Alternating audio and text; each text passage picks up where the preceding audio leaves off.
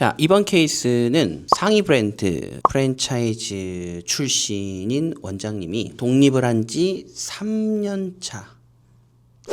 그리고 35평에서 꽤 좋은 성적을 거두고 있고 단 한 명의 직원도 퇴사하지 않은 아주 건전하고 이제 훌륭한 그런 케이스에서 해당 지점이 확장을 하는 것이 유리한지 아니면 2호점을 내는 것이 유리한지에 대한 고민을 하는 차에서 지금 위치한 곳보다 훨씬 더 상권이 좋은 그런 곳으로 이동을 하는 그러한 부분들을 고민하는 중의 케이스라고 봐주시면 좋을 것 같습니다. 그래서 우선 주인공은 상위 브랜드 출신이고요. 그리고 35평에서 좋은 성과를 현재 내고 있는 중, 그리고 직원들의 문제라든가 뭐 매출이라든가 이런 부분들에 전혀 이상이 없고, 그리고 현재는 등급으로 따진다라고 하면 B상권 또는 C상권에 위치했는데 이걸 확장 또는 2호점으로 가는 그 과정에서 A급 상권으로 이동하겠다라는 부분들을 기준으로 고민하는 그런 케이스의 이야기라고 봐주시면 좋을 것 같습니다. 이런 부분들을 기준으로 해서 발생 가능한 여러 가지 경우의 수와 제 입장에서의 약간 가이드 솔루션, 이 부분들을 한번 설명드리는 시간이 되지 않을까라고 생각을 해요.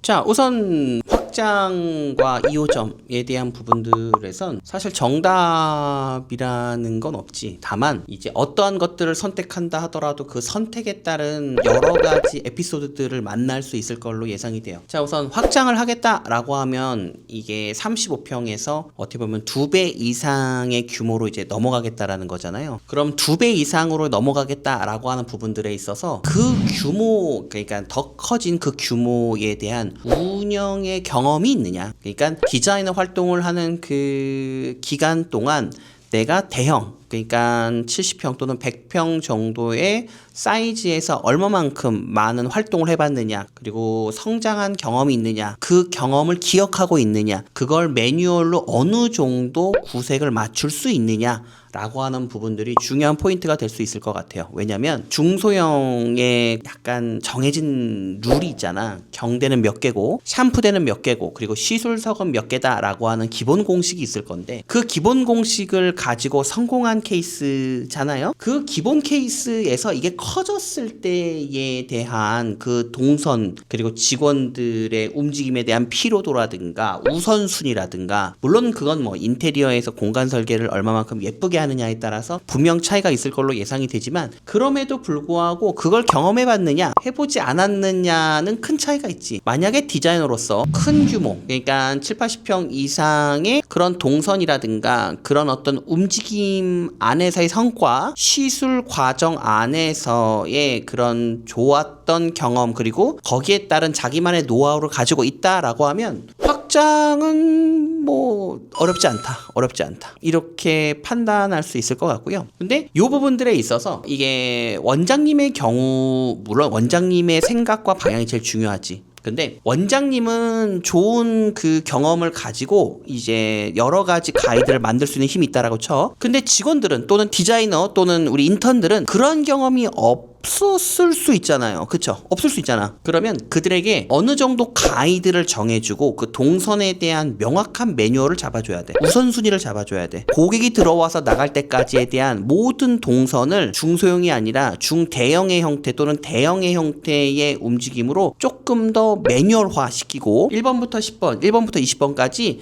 일사불란하게 순서대로 움직일 수 있을 법한, 물론 뭐 디자이너가 로봇은 아니니까 그건 쉽지는 않을 수 있겠지만, 그럼에도 불구하고 그 많은 인원들, 규모가 커지면 인원이 많을 거 아니야. 그 많은 인원들이 어떻게 보면 그들 사이에서의 질서를 가지고 움직임에 있어서 불편함이 없는 가이드를 만들어줄 필요가 있어요. 그러니까 본인이 잘 이해하는 건 오케이, 그럼 뭐 경험을 했다라고 치면, 그러면 우리 팀원들은 그 경험을 하지 않았을 수도 있잖아. 그러니까 그걸 기준으로 해서 정확한 동선 매뉴얼을 짜줬을 때 무리감이 없을 것이다 라는 부분들도 이해하면 좋습니다. 확장을 하는 그 과정에서 원장님이 비즈니스 타입을 좀 조정하겠다라고 하면 그 부분들은 공간 설계에 있어서 고민을 할 필요가 있습니다. 예를 들면 고객수 비즈니스를 하던 집이 규모가 커지는 그 과정에서도 A급 상권으로 이동한다라고 하는 그 부분들 때문에 조금 더 단가를 높이고 싶고 조금 더 프리미엄 있는 고객을 만나고 싶다라는 취지로 고객수 비즈니스에서 객단가 비즈니스로 전환할 수도 있다라고 생각해요. 이게 비즈니스 타입에 따라서 공간 설계는 달라질 수 있거든. 이게 고객수 비즈니스는 아무래도 이제 담아낼 수 있는 것들을 잘 만들어내는 형태다 보니까 경대 수도 늘어야 되고 시술석도 늘어야 되고 심지어 직원의 숫자도 무조건적으로 비례해야 된다라고 생각하는데, 이게 객단가 비즈니스의 형태는 크게 무조건적이진 않을 수 있습니다. 공간도 조금 더 여유 있고 또는 프라이빗하게 룸 방식으로 고객과 고객들 사이에서 서로가 마주치지 않게끔 설계하는 것도 뭐 충분히 방법이 될 수 있습니다. 물론 그에 해당하는 어떻게 보면은 이 시스템, 그래서 고객을 대하는 그런 어떤 CS 매뉴얼이라든가 아니면 그러한 고객들이 좋아할 수 있는 디자인에 대한 학습이라든가 아니면 그 고객들의 어떤 관리 제도 뭐 이런 부분들에 있어서 변화를 줄 수 있어야 하겠지만, 우선 확장에 있어서 이 비즈니스 타입이냐 고객수 타입이냐 객단가 타입이냐와 같은 비즈니스의 그런 철학이 바뀌느냐 바뀌지 않느냐도 공간 설계를 준비하는 데 큰 도움이 될 수 있어요. 확장을 하는 거니까. 자, 그러면은 거기에 맞는 직원들이 세팅돼야 된다라고 생각해요. 이게 비즈니스 철학이 어떻게 되느냐에 따라서 뭐 예를 들면 고객수 비즈니스로 이어가겠다라고 예를 들면 거기에 적합한 디자이너들이 누군지 또는 거기에 적합한 성향을 가진 팀원들을 어떻게 유입할지에 대한 부분들을 고민할 필요가 있고요. 그러한 분들이 이제 면접을 왔었을 때 그분들과 여러 가지를 커뮤니케이션 할 수 있는 그런 면접의 내용도 달라질 필요가 있다라고 보여지고요. 뭐 아까 이야기했던 객단가 비즈니스의 형태를 기준으로 한다면 또 얼마만큼 단가를 잘 치는지 또는 높은 단가를 경험했던 그런 디자이너인지 또는 그런 어떤 애티튜드가 준비되어 있는지 등등의 그 비즈니스 타입에 맞는 선수들을 어떻게 보면 유입할 수 있는, 감당할 수 있는 그런 프로그램과 어떤 면접 프로그램에 대한 부분들이 준비돼야 될 필요가 있죠. 자, 2호점은 이야기가 다르죠. 확장하고는 좀 차이가 있지. 왜? 확장에 대한 경우는 오너가 상주를 하고 있는 상황에서 아마 모든 것들을 이제 확인을 하고 직접적인 컨트롤과 방향성을 리딩하는데 어려움이 없을 걸로 예상이 돼요. 자, 그럼에도 불구하고 2호점이다 라고 했었을 땐 분리가 되는 상태가 아마 일반적이지 않을까. 아무리 오너분이 이제 1호점과 2호점을 움직이면서 관리를 한다 하더라도 한계가 있지 않나라고 말씀드리고 싶죠. 너무나 당연한 거 아니야? 그러면 이제 확장이 아니라 이제 2호점으로 들어간다라고 했었을 때는 2호점을 맡을 사람 또는 1호점 본점을 맡을 사람이 필요한 거죠. 그래서 얼마만큼 믿을 수 있는 리더를 보유하고 있는지에 대한 부분들도 중요할 수 있을 걸로 예상이 되고요. 사실상 이건 조금 더 나아가서 믿을 수 있는 리더 보다 계약 관계가 더 중요할 수도 있습니다. 이게 무슨 말이냐면 이게 함께하는 그 파트너, 그러니까 새로운 리더가 얼마만큼 올인해서 해당 살롱을 지점을 리딩하는 부분들에 있어서 이제 주인의식을 갖는지에 대한 부분들이 굉장히 중요하다고 생각해요. 왜냐하면 정확한 목적 의식과 그리고 우선순위, 그러니까 자기 삶에 어떤 플러스가 될 수 있고 자기의 성장에 도움이 될 수 있는 그 케이스에 내가 투자한 시간만큼 내가 돈을 벌던 사회적 인지도가 올라가던 어떤 형태로도 자신의 이익이 올라가는 포인트가 만들어져야, 그래야 당연히 삶의 우선순위로 그 지점을 성장시키는 것을 목표로 할 수밖에 없다. 뭐 이런 부분들로 말씀드리고 싶고요. 물론 이게 꼭 정답은 아닐 수 있어. 그러니까 이게 지분 투자나 그 파트너십에 대한 부분들이 그 정도가 아니다 하더라도 정말 좋은 사람들이 목숨 걸고 하는 경우도 덜어 있긴 합니다. 정말 덜어 있어요. 한 글쎄요, 한 100건 중에 한 건? 뭐 이렇게 봐야 되나? 그러니까 일반적으로 이게 파트너십 및 오너의식, 주인의식이 이제 높아지려면 그만큼 투자한 돈의 크기가 높거나 아니면 그 지점을 운영하는 데 있어서 갖게 될 그런 어떤 권리, 그러니까 그 사람의 권한, 그리고 거기에 대한 책임, 이 부분들이 압도적으로 티가 나야, 그러니까 누가 봐도 저 사람이 운영하는 거야, 저 사람이 리더야 라는 부분들에 준할 만큼의 영향력이 보태져야 된다라는 거지. 그러려면 돈이 투자가 되건, 그러니까 적은 돈도 아니죠. 제 입장에서는 뭐 소액보다는 좀 더 많은 액수의 투자가 들어갔었을 때 확실히 효과가 높지 않나. 왜? 그래야 뭐 마이너스도 같이 막 뜨겁게 이제 해결할 거고, 플러스가 되었을 때 본인 스스로가 갖게 되는 그런 희열감과 그런 성장에 대한 행복함을 느낄 수 있을 것 같아서 그런 부분들이 중요하지 않을까라는 부분들도 고려해 볼 수 있다라고 말씀드리고 싶습니다. 그리고 조금 더 보태자면 리더도 굉장히 중요하지. 근데 리더도 중요한데 그 1호점, 2호점이다라고 했었을 때 그 규모를 다 채울 수 있는 인력 확보가 가능한가? 요즘같이 사람 구하기 어려운 시대에 디자이너 숫자가 됐건 인터넷 숫자가 됐건 아무리 이제 본점 1호점이 단단하게 운영이 됐고 이탈자가 없다라고 하는 힘을 갖고 있었다 하더라도 이게 매장이 2개가 되는 순간 에너지가 분리될 거 아니에요. 에너지가 분리된다라는 것 자체가 관리받을 수 있고 관리할 수 있는 영역 자체가 이제 나눠지다 보니 아무래도 집중도는 떨어질 수 있다. 물론 그걸 리더가 이제 새로운 리더가 잘 챙겨주고 잘 가이드해주고 정말 최선을 다해서 방어를 하겠지만 그럼에도 불구하고 이게 쪼개졌을 때 우선 첫 번째, 거기 2 매장을 채울 수 있을 만한 인력 풀을 보유하고 있는가. 예를 들면 주인공이, 원장님이 인플루언서로서 많은 사람들의 사랑을 받고 있다. 그래서 광고를 딱 올리면 모두가 오고 싶어하는 뭐 그런 케이스다라고 하면 오케이. 또는 학교에 나가서 정기적으로 아이들을 가르치고 정기적으로 아이들을 가르치는 과정에서 정말 많이 사람을 데려올 수 있다. 그럼 오케이.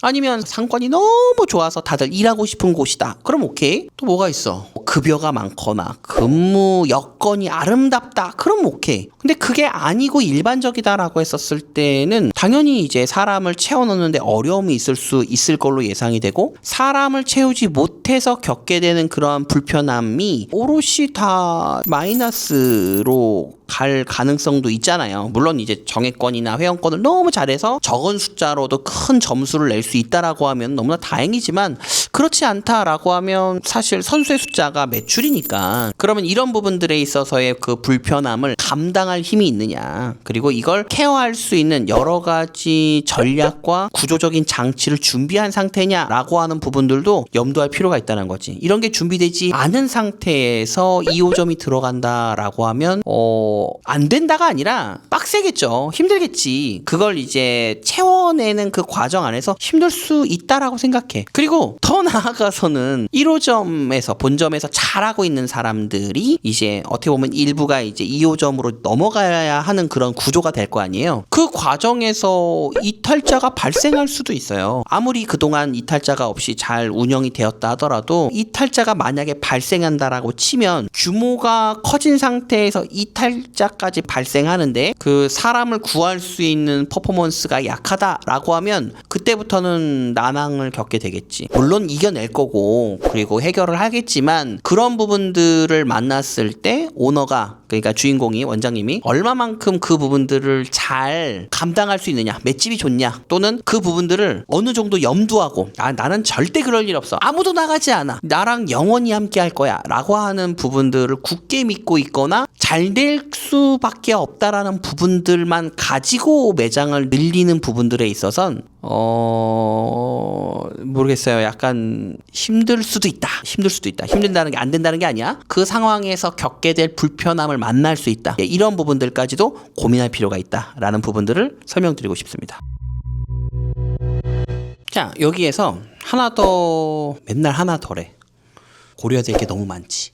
자, 또 해볼게요. 이게 확장이 됐건 2호점이 됐건 공통적으로 이제 고민해야 될 부분들은 어찌됐건 규모가 커지는 거잖아요. 규모가 커지면 사람의 숫자가 늡니다. 사람의 숫자가 늘면 사람과 사람 사이에서 겪게 되는 되게 여러 가지 에피소드들이 생길 수 있어요. 그럼 이 에피소드들을 긍정적인 방향으로 리딩하기 위해선 브랜드만의 질서가 명확하게 만들어져야 돼. 그러니까 질서 또는 뭐 매뉴얼, 뭐는 시스템, 뭐 같은 이야기긴 한데 그러한 것들이 준비되어 있어야 한다. 예를 들면 디자이너들끼리 해도 되는 일과 하면 안 되는 일에 대한 구분, 디자이너가 인턴에게 그 후배들에게 해도 되는 일과 하지 말아야 될 것에 대한 구분, 고객이 많을 때와 적을 때 디자이너가 할 수 있는 것과 하지 말아야 될 것들에 대한 구분, 인턴 역시 고객이 많다 적다를 기준으로 해서 휴게 시간 및 본인들의 동선 안에서 할 수 있는 것과 하지 말아야 될 것, 그리고 지켜야 할 것에 대한 우선순위, 이런 부분들도 구분될 필요가 있겠죠. 그리고 또 이 부분들에 있어서 사람들이 늘 때 가장 조심해야 될 부분들이, 이게 누군가는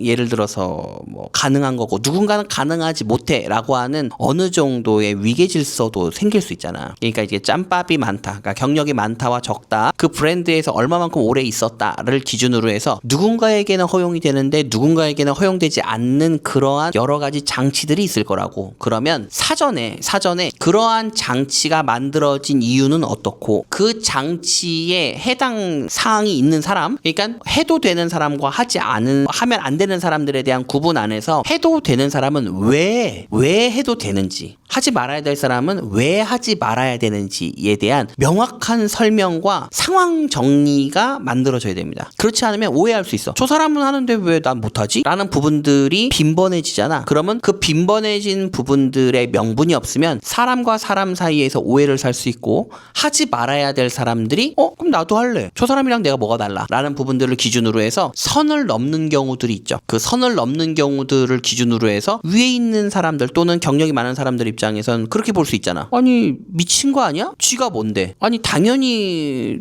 그렇게 하면 안 되는 거 아닌가? 라고 생각할 수 있어. 근데 요즘 친구들에게 그런 게 어딨어. 그런 개념이 없죠. 그래서 뭐가 필요한 거야? 명확한 설명, 명분에 대한 명확한 설명이 필요하고, 그 설명에 대한 여러 가지 질서가 확립이 돼야 돼. 물론 옛날하고 달라서 이 질서를 확립하는 부분들에 있어서 그 질서가 노무법에 위배가 되느냐 그렇지 않느냐를 기준으로도 고민할 필요가 있지. 이걸 좀 가이드를 좀 명확하게 할 필요는 있어. 그럼에도 불구하고 질서를 아예 잡지 않는다, 시스템, 그러니까 구조를 아예 잡지 않는다라고 하면 그럼 그건 동물의 왕국이지 사실상 브랜드라고 볼 수는 없잖아요. 그렇죠? 그래서 브랜드만이 갖는 그 질서는 반드시 만들어질 필요가 있고, 그 질서에 대한 부분들의 명분과 설명, 충분한 설명이 필요하다. 그리고 그 충분한 설명이 헤어 디자이너가 되었건 인턴이 되었건 그들에게 말로만 설명하는 것이 아니라 서면으로 정리된 어떤 그런 문서화, 그 문서화가 아까도 말씀드렸지만 노무법에 위배되지 않는 선에서의 그 문서화가 계약서 안에 함께 포함되어야 한다. 그래서 그 부분들을 상대에게, 그러니까 우리 팀원들에게 명확하게 인지시키고 그 부분들을 기준으로 해서 이 질서를 확립하는 것이 굉장히 중요하다라는 부분들도 말씀드리고 싶습니다.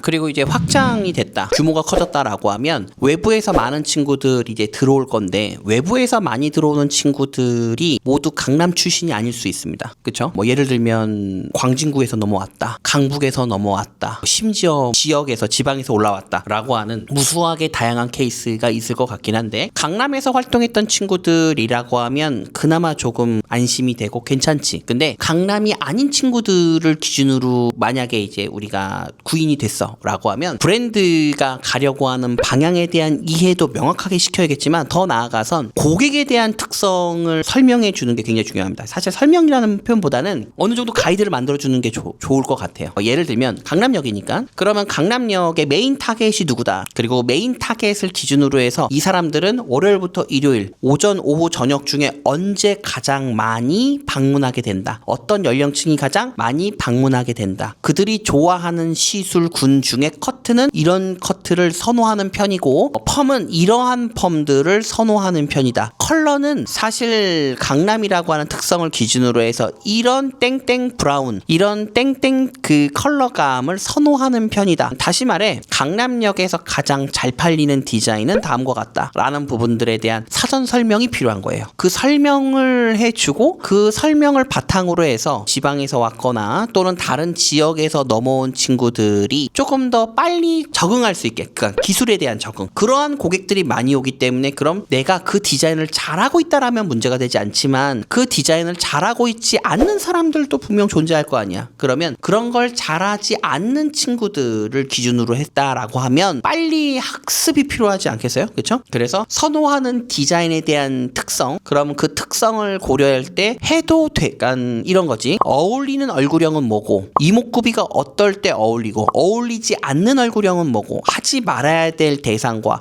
하면 딱 좋을 대상도 구분하고, 그 시술에 대한 시작점 1번부터 10번까지 어떤 패턴으로 기술이 연결되고 있으며 이 기술을 연출하기 전 단계에 해당 디자인을 고객과 상담을 하는 방법으로는 다음과 같다. 상담을 하는 그 과정에서는 연령대가 높다 낮다를 기준으로 해서 이미지 변화에 대한 설명을 할지, 불편 요소 제거를 위한 설명을 할지에 대한 구분을 하고, 거기에 대한 사례 포트폴리오를 이렇게 보여주는 것이 정확하다라고 하는 강남역이라고 하는 특성을 담은 고객 운영, 그러니까 고객을 어떻게 리드할 수 있다, 그리고 그걸 재방문까지 어떻게 이끌어낼 수 있다라고 하는 부분들을 기준으로 해서 브랜드가 이 사람들에게 가이드를 줘야 합니다. 그 가이드를 주는 것 자체가 디자이너에게 사전에 준비할 수 있게끔 하는 정말 좋은 무기가 될 수 있어요. 그래야 언제 어디서 어떤 고객이 왔을 때 디자이너가 대응하고 대처하고 그 부분들을 가지고 깨닫고, 그래서 뭘 준비해야 되고 어떤 것들을 피해야 되고 어떤 것들을 더 플러스 어떤 것들을 덜어낼 수 있는 부분들에 대한 스스로에 대한 가이드가 만들어질 수 있는 준비 과정이 될 수 있다 보니 이러한 것도 반드시 필요하다라는 부분들도 말씀드리고 싶습니다. 자, 그리고 이제 규모가 커진다라고 했었을 때 사람들이 많아지잖아. 그러면 서로 비교를 하고 경쟁을 시작할 가능성이 높아요. 그러면 이게 개개인마다의 그 성장에 대한 로드맵을 만들어줄 필요가 있습니다. 왜냐면 많은 사람들이 모이는 그 과정에서 다 욕심이 많거나 능력이 뛰어나거나 매력적이거나 이러한 사람들이면 감사하지. 근데 모든 직원들이 그럴 리가 없잖아. 그럴 리가 없어요. 누군가는 어떤 성향, 누군가는 속도가 빨라, 누군가는 욕심이 많고, 누구는 배려가 깊어. 굉장히 다양한 사람들이 모이는 환경일 가능성이 높다 보니 그 다양한 사람들의 각각에 맞춰진 성장을 위한 단계별 지침서 또는 로드맵이 필요하다라는 거야. 누군가는 이게 고객 수를 잘 받아들이는 능력이 있지만 제방이 참 부족한 사람들도 있고, 누군가는 정액권이나 회원권을 굉장히 잘 유도하지만 실제 그 디자인에 대한 그런 트렌디함을 구현하지 못하는 사람들도 분명 있을 것 같고요. 또 어떤 사람들은 오프라인에서는 되게 잘하는데 온라인, 그러니까 SNS에 대한 정보 세팅은 굉장히 취약한 사람들도 분명 있을 거란 말이야. 그래서 어떤 건 잘하지만 어떤 건 잘하지 못하는 경우들을 대부분 갖고 있을 거잖아요. 다 갖춘 사람들이 있겠지. 근데 많지 않아. 특히 디자이너 경력이, 그러니까 인턴 빼고 디자이너 경력이 5년이 되지 않았어 라고 하면 실제 정말 많은 고객들을 감당하고 경험한 사례가 그렇게 많지 않을 거란 말이야. 물론 특별한 브랜드에서 왔어. 막 400명씩 했던 브랜드야, 한 달에. 그런 브랜드에서 온 친구라고 하면 좀 유리하겠죠. 근데 일반적으로 그게 대부분 그렇진 않잖아. 그러다 보니까 무슨 말씀을 드리고 싶냐면 각각의 고유의 장점과 단점이 있다 보니 장점을 살려서 이 친구들의 어떤 자존감 그리고 하고자 하는 의지를 높이는 과정에서 로드맵을 짜야 하는 그러한 케이스가 있다라고 생각하고, 또 어떤 케이스는 단점을 보완해서 불안감을 낮춰주면서 그 친구들의 일의 능률을 높여주는 게 좋은 사람이 있을 수 있고, 더 나아가선 SNS를 정말 너무 못해. 깜짝 놀라. 안 하는 게 나아. 이런 캐릭터의 경우에 회사가 SNS의 일부를 어떻게 보면 대행해주고 지원해주는 그 과정에서 그 친구의 불편 요소를 제거해주는 그런 부분들로 친구들의 어떤 구분된 단계별, 개인별 그런 맞춤형 어떤 솔루션과 로드맵을 짜준다라는 부분들 자체가 그들이 그 매장, 그 주인공 원장님이 운영하는 그 매장에 있는 이유가 될 수 있다라는 거지. 왜냐면 나는 보호받고 있고 나는 관리받고 있고 나는 6월이 어떤 일이 벌어질지 알고 2027년에는 무슨 일을 겪게 될 거고 지금 내가 해보니까 2025년보다 2026년에 분명 이러한 즐거움을 내가 경험한 상황이다 보니 믿고 따라갈 수 있다라는 거야. 생각을 해봐요. 2024년과 2025년과 2026년이 다름이 없어. 되게 비슷해. 그냥 막 다 잘하재. 막 마음은 막 뜨거워. 막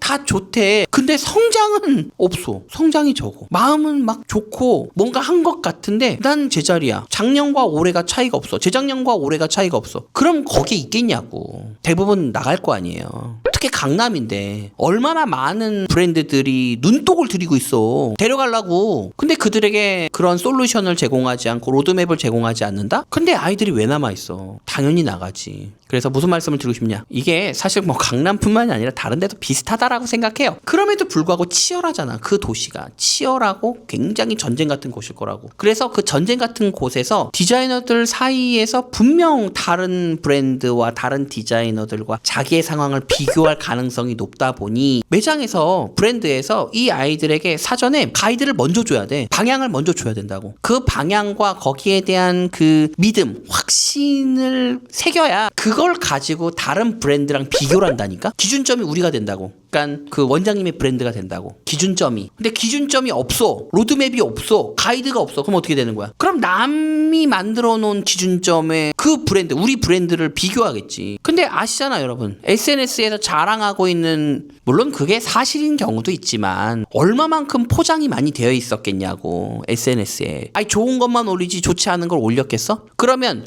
좋은 것만 보여지는 예쁜 껍질을 기준점으로 우리 집을 비교하는 거야. 거긴 되게 좋은데 우리는 되게 뭐 미래가 없어. 준비된 게 없어. 확신이 없어. 아이 그럼 남아있겠냐고. 그래서 뭐가 필요하다? 규모가 커지잖아? 그러면 무조건 규모가 커진다라는 부분들을 기준으로 많은 사람들이 모인다. 그럼 그 많은 사람들에게 옛날처럼 우리가 이렇게 갈 거야 가자! 이런 세상이 아니잖아. 각각 개인의 어떤 목표와 개인의 성과 그리고 개인의 어떤 즐거움을 가지고 그래서 모인 곳들이라고 보거든요. 옛날 같지 않아요. 같이 막 다 같이 죽을 거야. 목숨을 걸 거야. 뼈를 뭐 2026년이에요. 그럴 리 없잖아. 그래서 뭐가 필요하다? 각각의 성장 가이드가 필요하다. 각각의 로드맵이 필요하다. 각각의 지침이 필요하다. 그걸 브랜드가 하고 오너가 하고 도와줘야 돼. 사전에. 그렇지 않으면 아이들이 이탈할 가능성이 매우 높다. 그래서 그런 부분들을 사전에 준비해야 된다. 오케이?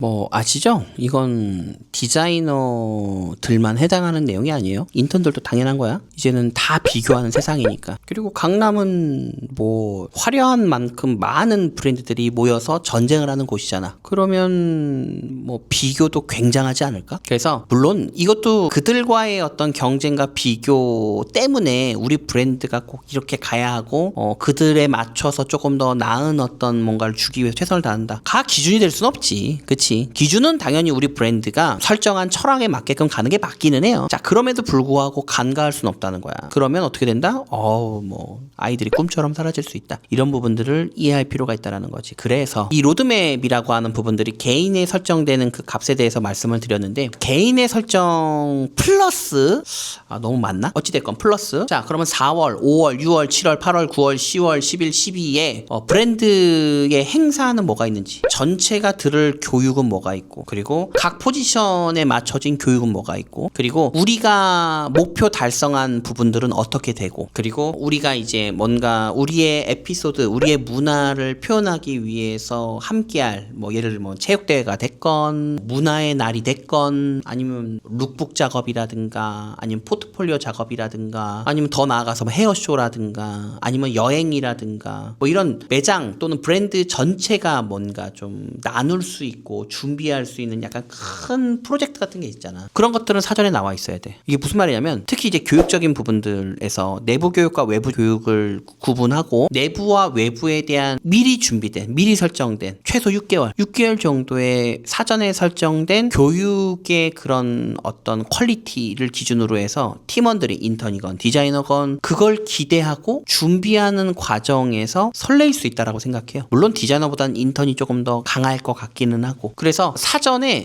우리는 앞으로 10월 달에 뭘 할 거야, 8월 달에 뭘 할 거야, 7월 달에 뭘 할 거야, 6월 달에 뭘 할 거야 라고 하는 기본적인 그런 스케줄링은 나와 있어야지. 그래야지 브랜드가 아닌가? 그때 막 그분이 들어와서 막 꽂혀가지고 새롭게 만들고, 와 이건 진짜 그게 진짜 주목구구식이잖아. 느낌에 따라서 선택이 되는 것을 기준으로 인턴과 디자이너가 감동을 할 리 있나? 물론 엄청나게 유명한 사람을 불러왔거나 정말 특별한 어떤 행사라고 하면 분명 좋아할 수도 있어. 그럼에도 불구하고 요즘 시대는 뭐 이게 회사, 그러니까 이제 브랜드 또는 원장님 마음대로 할 수 있는 게 아니잖아. 동의를 구해야 되잖아. 동의를 구하기 위해선 사전에 시간을 정하고 분배하고 그 이유를 설명해주고 취지, 명분 이런 것까지 다 설명해야지 참여를 하는 시대잖아요. 그래서 뭘 말씀드리고 싶냐면 사전에 좀 체계적으로 그리고 짜임새 있게 스케줄링을 설명할 필요가 있습니다. 그 스케줄링이 사전에 나왔다라고 하는 것 자체가 아이들 입장, 디자이너 입장에선 체계적이다라고 하는 부분들로 해석할 수 있어요. 그게 사람들의 유통기한 잘못 표현했다. 근속도 아닐 수 있지. 함께하는 시간을 늘릴 수 있다라는 부분들로 이해해 주시면 좋을 것 같습니다. 자, 그러면 2호점이라고 하는 부분들을 가지고 좀 더 이야기를 한다라고 치면, 이제 2호점이 만들어진다라고 하면 2호점의 담당자, 이제 리더가 설 거 아니에요. 그러면 리더가 만들어지는 그 과정에서 필요하다라고 여겨지는 건 리더 교육이 필요하겠죠? 그래서 이런 경영적인 여러 가지 요소, 마케팅 포함해서 이게 고객을 유입하는 방법론, 모집하는 방법론, 또는 디자이너나 인턴을 모집하는 방법론, 그리고 고객을 어떻게 보면 담아낼 수 있는 수용력에 대한 이야기, 헤어 디자이너나 인턴 마찬가지야. 직원들, 선수들의 수용 능력에 대한 이야기, 그리고 고객이던 선수던 그들을 만족시켜서 오랫동안 유지할 수 있는 경영학적인 내용들의 학습이 필요합니다. 학습이 되어 있지 않은 상태에서 리더가 된다라고 하면 어떻게 보면 봄, 여름, 가을, 겨울 상황을 만나는 족족 깨달음을 가지면서 불편할 거야. 왜? 이게 내가 만나보지 않으면 예상치가 나오지 않으니까 언제 어디서 어떤 일이 벌어질지 모르는 상황에서 그 운영이라고 하는 부분들, 리딩이라고 하는 부분들을 만나게 되면 얼마나 불안하겠어. 무슨 일이 벌어질지 모르잖아. 그 불안감 속에서 경영을 한다라는 건 굉장히 슬픈 이야기예요. 또 다르게 표현하면 체계적이지 않지 않나? 물론 뭐 모든 데가 그렇지는 않을 것 같긴 한데, 뭐 그럼에도 불구하고 뭐가 필요하다? 리더가 정해지는 그 과정에서 리더들을 위한 사전 뭐가 필요하다? 교육이 필요하다. 그래서 오픈을 시작하기 전 단계에 그 리더가 해야 될 거, 오픈을 짠 하고 시작했었을 때 오픈 3개월 안에 해야 될 거, 그리고 6개월이 지났을 때 해야 될 거, 이때 해야 될 것은 고객을 중심으로 해야 될 일과 그리고 선수, 헤어 디자이너와 인턴을 기준으로 해야 될 일들이 구분돼야 돼. 구분된 상태에서 업무 분장이라는 표현이 맞는지 모르겠지만 리더가 해야 할 명확한 설정값이 나와야 되는 거야. 그래서 그걸 오전, 오후, 저녁, 월요일부터 일요일까지 구분을 해서 난 언제 무슨 활동을 해야 돼, 일을 해야 돼 라고 하는 부분들에 대한 기본적인 이해가 있고, 그걸 대표 원장님과 어떻게 나눌지, 그러니까 대화를 나누고 어떻게 이 부분들을 소통하면서 이어갈지에 대한 기본적인 맥락이 필요하다는 거지. 그래서 이러한 교육들이 사전에 준비가 돼야 됩니다. 근데 이게 왜 필요하냐면 2호점으로 늘렸다라고 했었을 때 그럼 3호점은 안 해? 4호점은 안 할 거야? 만약에 2호점이 성공을 했어. 되게 잘 돼. 그럼 밑에 있는 친구들이 나는 3번째, 나는 4번째 라고 하는 꿈을 꾸게 될 거 아니야. 꿈을 꾸는 거. 그러면 꿈을 꾸는 과정에서 오너 입장, 대표 원장님 입장에선 넥스트들을 계속 만들어낼 수 있는 계기가 될 건데, 넥스트들을 계속 만들 수 있는 그 계기 안에서 중요한 건 누가 리더가 되는 것이 적합할까, 누가 리더가 됐었을 때 어떤 퍼포먼스가 나올지에 대한 부분들을 리더 교육의, 그러니까 예비 원장 또는 예비 리더의 사전 교육을 통해서 확인할 수 있고, 그리고 리더가 되겠다라고 꿈꾸는 아이들도 교육을 통해서 내가 리더의 조건에 부합한다, 내가 리더감이야, 내가 맞는 것 같아. 반대로 나 아닌 것 같아. 아직 준비가 안 됐어. 너무 힘들어. 라고 하는 가이드를 만날 수 있다는 거지. 내가 조건에 부합하는지 아닌지, 또는 공부를 했었을 때 얘는 마케팅을 잘하네. 얘는 고객 관리를 잘하네. 얘는 환경 관리를 잘할 것 같아. 라고 하는 그런 대표 원장님의 기준도 만들어질 수 있는 거야. 그래서 반드시 뭐가 필요해요? 교육이 필요해요. 어떤 교육? 사전에 리더들의 경영을 위한, 오픈을 준비하기 위한 그런 교육이 반드시 필요하고, 그게 문화가 되는 것이 가장 필요하다. 왜? 이게 문화가 되면 정말 체계적인 구성 아니에요? 인턴부터 해서 디자이너가 됐고, 디자이너가 쭉 가서 성과가 나서 관리자가 되고, 관리자가 돼서 그 넥스트를 기준으로 리더가 되고 싶을 거 아니야. 그럼 리더가 되었을 때 그냥 리더가 아니라 체계적으로 경영 수업을 배울 수 있는, 경영 과정을 이제 어떻게 보면 회사가 어떻게 보면 부여할 수 있는 그러한 능력이 있는 브랜드라고 하면 이건 되게 멋있는 거잖아. 되게 멋있다고 봐요. 이런 체계를 가지고 있는 회사가 한국에 몇 개나 될까? 예비 리더들의 경영이나 마케팅에 대한 그런 학습을 사전에 해줄 수 있는 회사 있지. 몇 개 있지. 몇 개일걸? 다 한다고 주장은 하지만 에이, 아닌 것 같던데. 그쵸? 많아요. 하는데 많아요. 근데 많은데 많지 않을 것 같다라는. 아무튼. 자, 그래서 이러한 부분들도 반드시 필요하다라는 걸 이해하시면 좋습니다.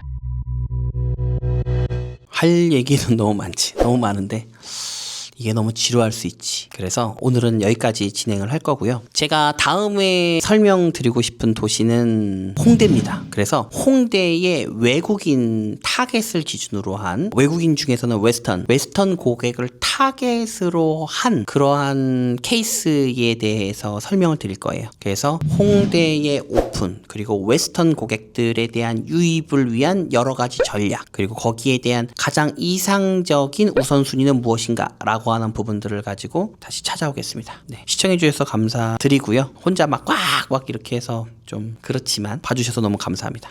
이제 제가 줌 과정을 진행할 거예요. 그래서 과거에는 대부분 이제 오프라인에서 진행을 했는데, 이제 줌에서 또 정말 좋은 소스와 솔루션, 이런 부분들을 전달할 수 있는 여러 가지의 전략이 있다 보니까 그런 부분들을 기준으로 해서 줌 과정을 많이 이렇게 오픈할 예정입니다. 그래서 줌 과정 안에서도 일부 좋은 내용들은 제가 이제 영상으로 담아서 여러분들께 많이 이렇게 공개를 해드리려고 해요. 그래서 구독과 좋아요, 이런 얘기 진짜 나도 하게 되는구나. 구독과 좋아요 많이 부탁드리겠습니다. 네, 다음에 뵐게요.